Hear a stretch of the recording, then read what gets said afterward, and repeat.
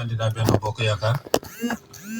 waaw déglu nañu président Moustapha Niasse mu wax ci kàddu président Macky Sall ci rencontre bi nga xam ne bii Benno Bokk Yaakaar amoon na ko ci palais bi donc dégg nañ décision bi dafa bokkoon ci ñi nga xam ne bii nekkoon nañ candidat à la candidature donc président tànn na ko am na ci sañ-sañ parce que moom la ko waa Benno yi waxoon waaye ñi nit wax dëgg yàlla d'accord ci tànn boobu.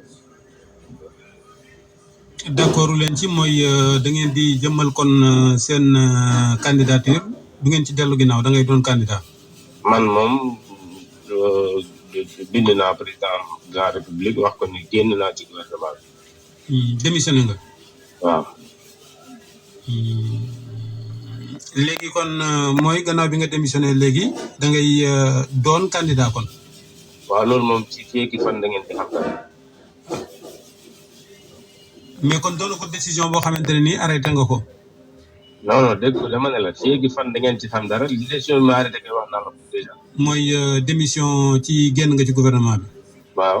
d'accord donc en français monsieur le ministre Aly Ngouille Ndiaye comment vous avez accueilli ce choix cette décision du président de votre coalition.